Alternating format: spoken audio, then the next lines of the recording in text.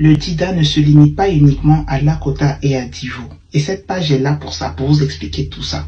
Et c'est ce que nous allons voir dans un instant. Ayoka, ici Dida Facile, la page où vous saurez tout sur le peuple Dida. Vous faites souvent l'amalgame entre peuple lagunaire et Akan. Pourtant, les Akans ne sont pas forcément lagunaires. La preuve, les Abrons, les Agnis, les Baoulés sont des Akans, mais ils ne sont pas lagunaires. Un peuple lagunaire désigne premièrement une position géographique. Et comme son nom l'indique, parce que c'est en français, lagunaire, c'est relatif à la lagune. Ou côtière, c'est relatif aux côtes. Il y a les Akans de part et d'autre, lagunaires et forestiers, tout comme il y a les Krous de part et d'autre, lagunaires et forestiers. Les Krous occupent deux types d'espaces. Il y a les Krous forestiers auxquels tous les Krous sont abusivement assimilés. Les Guérés, les Bétés, là il s'agit du grand groupe Krous parce qu'il y a les Krous, il y a les Magoués et il y a le grand groupe. Donc là on va parler de tous les Krous en général. Il y a les Guérés, les Bétés, les Dida de Lakota, les Dida de Divo, etc.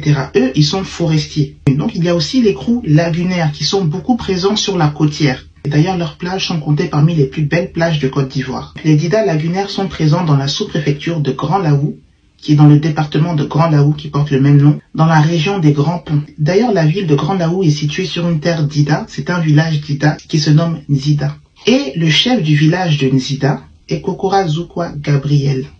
Il est également le Dodoto, c'est-à-dire le chef de terre de la ville de Grand Laou, et le représentant des chefs du département de Grand Laou à la Chambre des rois et des chefs traditionnels de Côte d'Ivoire.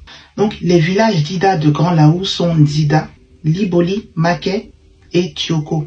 Donc les Dida sont en minorité à Grand Laou, mais ils sont bien chez eux, puisque Grand Laou est situé sur leur village Nzida, et ils sont propriétaires terriens. Il y a aussi des Dida lagunaires dans la région du Lodjibois, dans les sous-préfectures de Guitry avec 18 villages, dans la sous-préfecture de Lozoa qui compte 6 villages et dans la sous-préfecture de Yokoboué qui compte 14 villages. Donc chez les autres Krous lagunaires, dans la région du Boclé, nous avons les Godjé, dans les villes de Sassandra et de Fresco, qui sont aussi les noms des départements, Sassandra, Fresco. À Sassandra, nous avons aussi les Neyo, qui sont aussi Krous lagunaires, et les Kroumen, dont les plages s'étendent de Tabou jusqu'à San Pedro.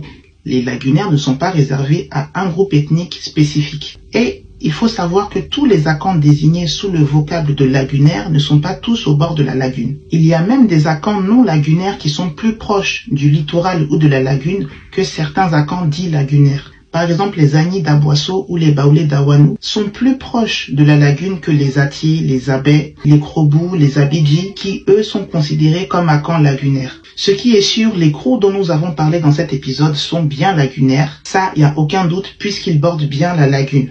Vous l'aurez compris, la première raison pour laquelle un peuple est lagunaire, c'est de border la lagune. Et la raison secondaire pour laquelle un peuple est classé parmi les lagunaires et qui s'applique aux Akans, c'est d'avoir un même comportement culturel, les mêmes us et coutumes avec les Akans lagunaires et donc être classé parmi les peuples lagunaires ou de la côtière.